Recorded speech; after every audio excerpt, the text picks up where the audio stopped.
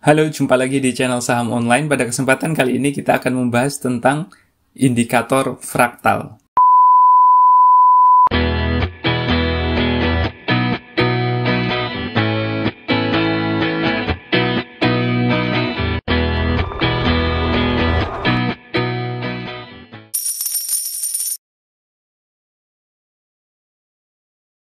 Apa itu indikator fraktal?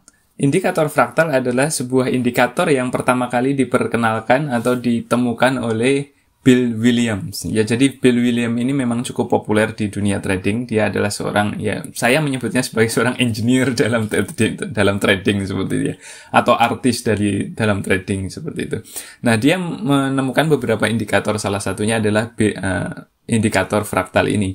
Indikator fraktal ini digunakan pada dasarnya untuk sebagai alternatif untuk menentukan puncak atau dasaran, top dan bottom dari sebuah tren harga seperti itu. Nah, indikator fraktal ini bisa diterapkan untuk trading di berbagai macam instrumen ya. Jadi bisa dipakai buat forex, bisa dipakai buat Bitcoin atau cryptocurrency lainnya, juga termasuk di komoditas atau saham ya, seperti itu. Jadi indikator ini cukup universal, global, dan ini cukup memberikan bantuan kita untuk, yaitu tadi, menentukan di mana top dan bottom pada sebuah gambaran tren seperti itu ya, tren harga. Nah, kita akan membahas ini lebih detail pada slide-slide berikut. Baik, kita sekarang akan menuju ke pembelajaran dengan slide ini ya. Setelah tadi kita sudah membicarakan tentang dasar dari fraktal, pengetahuan basic dari fraktal, maka sekarang kita akan mulai ke teori ya. Nah, ini adalah teori. Jadi ada dua macam fraktal ya, yaitu bifraktal dan self-fraktal. Bifraktal ini bisa di suatu materi ada yang menyebutnya bullish fraktal atau fraktal naik atau up fraktal seperti itu. Nah, sel fraktal ini juga ada yang menyebut bearish fraktal, ada yang menyebut fraktal turun atau down fraktal seperti itu. Nah, tergantung siapa yang menyampaikan materi ya. Tapi intinya sama, yaitu bifraktal ini ya. Ini adalah batas atas, sementara yang self fraktal ini adalah batasan bawah atau bottomnya. Jadi ini top, ini bottom. Ini puncak, ini dasaran seperti itu. Intinya seperti itu. Jadi memang Bill Williams ini menemukan indikator fraktal ini, fungsi utamanya untuk memberikan gambaran alternatif tentang titik puncak atau top atau dasar atau bottom dari pergerakan harga suatu instrumen yang kita sebutkan tadi ya, bisa Bitcoin, bisa forex, bisa komoditas ya, bisa juga saham seperti itu. Nah, definisi sederhana dari bifraktal yang ada di sini ya, yang kita tuliskan di sini adalah bahwa dia adalah bar ya atau batangan ini yang memiliki high tertinggi. Jadi nilai high-nya ini itu tertinggi diapit oleh minimal 2 bar berhigh lebih rendah ya. Perhatikan ya. Jadi ini adalah bar dengan high tertinggi diapit oleh minimal 2, 1, 2, 1, 2 ya. Dengan high terendah. Perhatikan ini 2 di samping kiri dan 2 di samping kanan ini high-nya ini lebih rendah dari high yang paling tengah ini ya. Itu kita sebut ketika candle-nya ini adalah bifraktal. Yang bagian atasnya ini, titik paling atasnya itu adalah bifraktal. Jadi fraktal naik seperti itu. Nah, demikian pula sebaliknya untuk fraktal turun ya, atau self fraktal itu sebaliknya. Jadi diapit oleh 2, ini kan low ya, harga low paling rendah dibandingkan 2 di kiri dan 2 di kanan ya. Jadi low di sini kan lebih tinggi ya dari low yang di sini. Ini juga lebih tinggi dari sini. Ini juga lebih tinggi dari sini. Ini juga lebih tinggi dari sini. Jadi intinya seperti itu ya, bisa dipahami kan ya. Jadi bifraktal itu puncak yang diapit oleh dua candlestick lainnya. Lalu sel fraktal ini adalah dasaran yang diapit oleh dua di kiri dan dua di kanan candlestick yang lainnya, seperti itu. Yang tempat lokasi sel fraktal ini adalah di dasaran yang paling rendah yang diapit oleh dua candlestick. Begitu juga dengan buy. Sekali lagi, buy fraktal terletak pada harga high, titik high dari candlestick yang diapit oleh dua sebelum dan dua sesudahnya candlesticknya itu. Ya. Jadi kira-kira seperti itu ya. Dari gambar ini bisa dipahami ya, buy fraktal itu yang mana dan sell fraktal yang mana.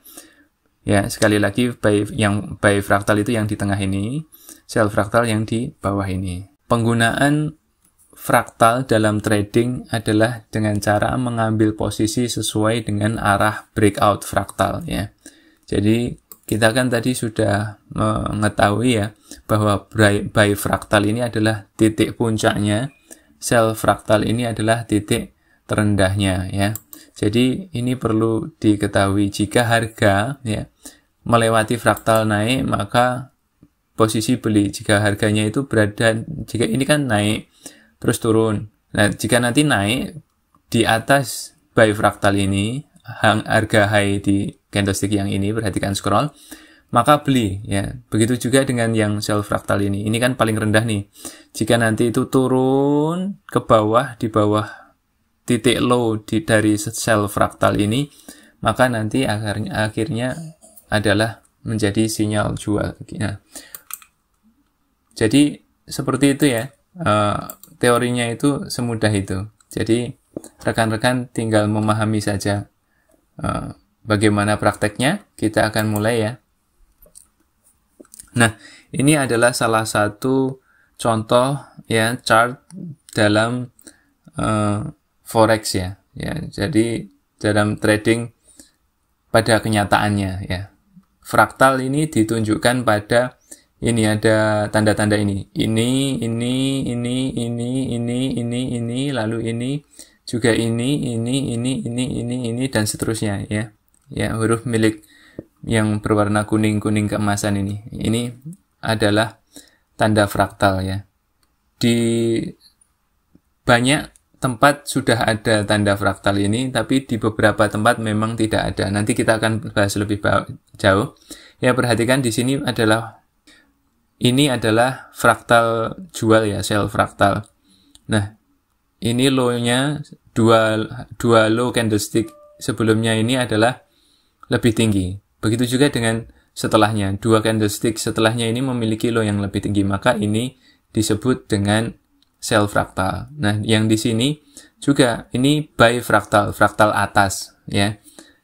Harga high di sini lebih tinggi daripada dua candlestick sebelumnya dan dua candlestick setelahnya ya. Begitu juga dengan ini adalah buy fraktal yang di atas ini, 1 2 3 4 5 6 7 dan seterusnya ini ya. Nah, bagaimana cara membelinya ya? Cara membelinya adalah ketika tren naik sudah habis yang disertai dengan breakdown sell fraktal ya. Ini kan ada sell fraktal ya di sini. Lalu ini candlestick ini membreakdown ya. Jadi membreakdown ini. Lalu kemudian dia naik lagi membentuk buy fraktal di sini, lalu di sini ada sell fraktal. Nah, ketika setelah breakdown sell fraktal lalu kemudian muncul candlestick yang breakout dari buy fraktal yang pertama ya. Ini ada buy fraktal pertama setelah breakdown ya, perhatikan. Maka ini adalah posisi beli ya, perhatikan. Ini adalah pada tren sebelumnya, uptrend sebelumnya, ini adalah, perhatikan scroll ya. Ini adalah sell fraktal terakhir. Ketika candlestick memotong ke bawah atau breakdown sell fraktal terakhir ini, maka tren ke atas itu sudah selesai. Nah, lalu kemudian harga terus berjalan, lalu ternyata di sini membentuk buy fraktal, lalu kemudian turun lagi, lalu pada titik ini adalah breakout ya. Pada titik ini adalah breakout. Maka pada garis ini ya, rekan-rekan bisa menggaris horizontal begini. Ini adalah titik di mana harus beli ya. Pada titik ini harus beli. Ini adalah sinyal beli karena breakout buy fraktal yang pertama. Nah, setelah itu yaitu naik, lalu ikuti saja. Putusnya kapan? Putusnya adalah ketika harga ya atau candlestick breakdown atau memotong ke bawah seperti yang terjadi tadi, yaitu sell fraktal yang terakhir. Nah, di sini sell fraktal terakhir, candlesticknya lalu breakdown. Nah, pada titik garis ini harus ada stop loss di sini ya, stop loss order. Rekan-rekan bisa memasangnya secara otomatis. Nah, di sini ada sinyal jual. Jadi, kalau beli di sini lalu kemudian jual di sini maka sudah cuan ya. Nah, ini kemudian setelah ini turun terus. Nah, seperti itu. Kira-kira penggunaannya itu seperti itu. Ini untuk teori umum ya ini ya. Jadi, secara prinsip ketika sedang uptrend naik, maka yang diperhatikan adalah sell fraktal. Itu akan menandai pergerakan akan turun. Tapi ketika turun, ya, downtrend, maka yang perlu dipelajari, perlu ditekankan adalah, perhatikan adalah buy fraktal. Ya, buy fraktal pertama itu adalah sinyal beli. Ya, seperti itu. Baik, kita akan langsung praktek ke saham di Indonesia ya. Ya. Kita akan mulai studi kasus untuk saham MLPL ya. MLPL itu naik luar biasa, sekitar 90-an lebih ya, 90-an persen dalam hanya waktu 1 bulan terakhir. Dan kalau tarik ke belakang lagi lebih dari itu. Jadi barangkali 200% seperti itu. Nah, ini menarik ya. Kita akan mengkajinya ya. Perhatikan di gambar ini. Ya. Sesuai dengan aturan fraktal tadi yang di depan ini ya. Buy fraktal adalah yang bentuknya seperti ini, sell fraktal adalah yang bentuknya seperti ini. Maka ini saya tandai ya, lokasi-lokasi fraktalnya itu di mana ya. Yang hijau di atas chart ini adalah lokasi buy fraktal. Dan titik-titik hijau yang di bawah chart candlestick ini adalah sell fraktal. Nah, ini kan trennya turun nih.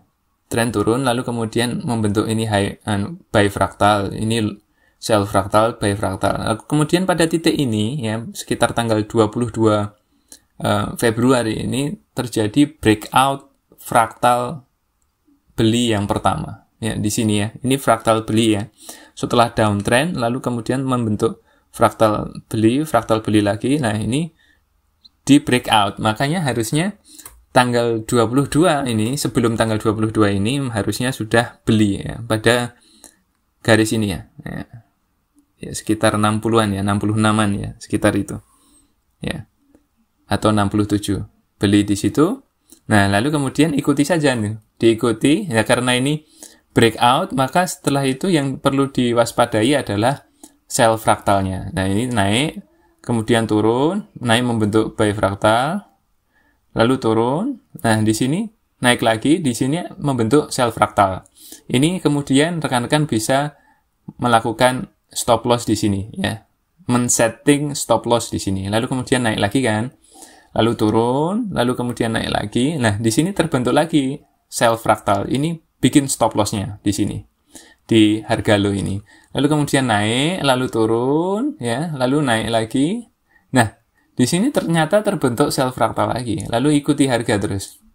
Nah, di sini ya, setelah kita mengetahui ada sell fraktal di sini, maka kita harus menentukan stop loss di sini, men-setting stop loss-nya di harga low pada candlestick yang bagian sini.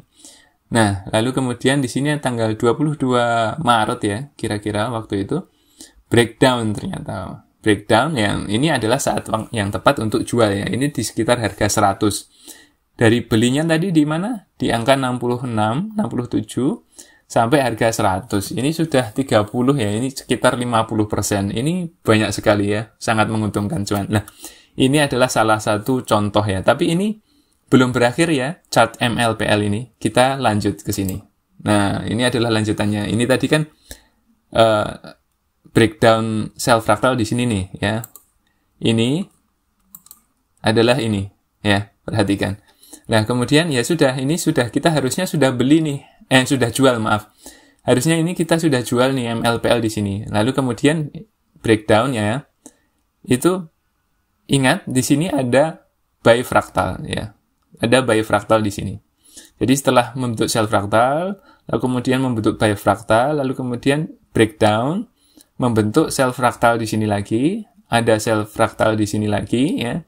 Lalu kemudian pada tanggal ini ya, sekitar tanggal 5 April ya 2021 ini terjadi breakout lagi. Breakout fraktal yang pertama ya. Breakout fraktal ini ya. Ya, lalu kemudian ini adalah waktu yang tepat untuk beli. Jadi tanggal 5 April kemarin itu harusnya rekan-rekan membeli MLPL ini. Ya. Lalu kemudian perhatikan harganya naik, membentuk bifraktal di sini, lalu turun, membentuk sel fraktal di sini. Silahkan stop loss-nya itu disetting di titik ini ya, di sekitar 140 sekian ya di sini. Ya.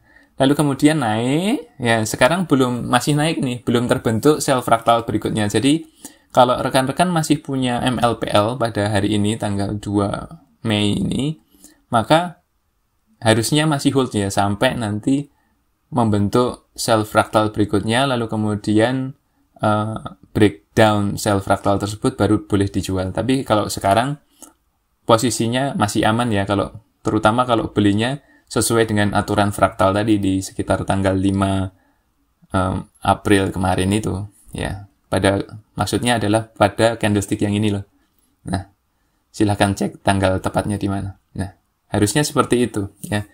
Untuk yang masih pegang MLPL ya selamat ya. Rekan-rekan sudah cuan banyak dan silahkan diikuti saja perkembangannya. Nah, kita akan ambil contoh lain nih. Ini adalah studi kasus saham MCAS. Studi kasus saham MCAS ini kami sudah pernah membahas MCAS ini ya, analisisnya itu sudah kami sebutkan di analisis harian kami. Jadi di playlist, di halaman kami ada playlist, di playlist itu ada playlist saham hari ini. Di situ kita terangkan saham-saham pilihan hari ini seperti itu yang menurut kami menarik dan bagaimana trading plan-nya. Nah, MCAS ini termasuk di dalamnya. Waktu itu kami bilang kalau berada di atas 4.000 maka boleh beli ya, karena itu harga yang menarik. Nah, kita akan ulas ya. Itu sekitar bulan Maret awal ya. Bulan Maret awal ini adalah yang hijau-hijau ini adalah fraktal ya. Saya tandai fraktal-fraktalnya. Ini yang di atas chart adalah bifraktal, yang di bawah chart adalah sel fraktal. Nah, di sini ada bifraktal 1, 2, 3, 4 ini ya. Di angka ini harga 4.000 ini, kalau menurut fraktal harusnya sudah bisa beli nih, ya, sudah bisa beli karena bifraktal yang di sini ini ya di sekitar itu, dan ini sudah di atas 4.000 ya. Bifraktal, perhatikan scroll ya. Bifraktal yang ada di sini ini di sekitar angka 4.000 dan di sini sudah mencapai 4.000 lebih. Nah, rekan-rekan bisa beli harusnya di sini ya, di harga sekitar 4.000 lah, katakanlah 4.000 karena harga close di 4.000 ya.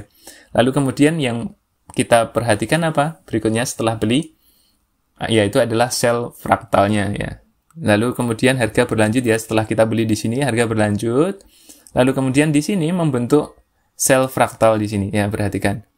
2 candlestick sebelumnya dan 2 candlestick setelahnya memiliki harga low yang lebih tinggi daripada candlestick yang di sini. Maka ini adalah sel fraktal. Maka kita setelah beli di sini ya, lalu membentuk sel fraktal di sini, maka kita set stop loss di sini. Nah, ternyata hari berikutnya ini malah lebih lagi breakout fraktal lagi nih di sini nih. Ya. Dalam posisi ini kita ya bisa hold atau bisa nambah seperti itu. Nah, lalu kemudian harganya diikuti. Nah, ternyata naik di sini, semakin kencang nih. Nah, di sini kemudian turun membentuk bifraktal di sini. Lalu kemudian di sini setelah turun naik lagi membentuk sel fraktal di sini. Maka di sini kita siapkan stop loss nih di sekitar 5.300-an ya di sini ya. Stop loss di 5.300-an. Lalu kemudian dia harga naik, lalu turun lagi membentuk bifraktal di sini nih. Ya, membentuk bifraktal di sini. Lalu ingat ya tadi sudah pasang stop loss di 5.300-an di sini. Lalu kemudian harga turun nih.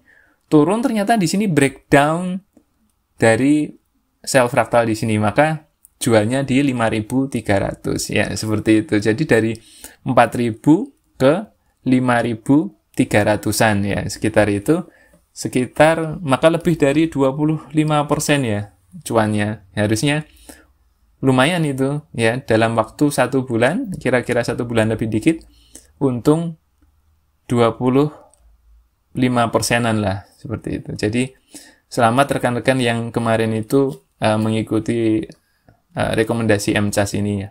Nah, lalu bagaimana nih selanjutnya setelah ini? Mau beli lagi-nya kapan? Ya tentunya nanti kalau sudah terbentuk buy fractal lagi, lalu kemudian breakout buy fractal lagi, itu baru boleh beli lagi. Tapi kalau belum ya sebaiknya jangan dibeli. Nah, seperti itu ya. Jadi kira-kira seperti itu ya penjelasan indikator fraktal ini ya.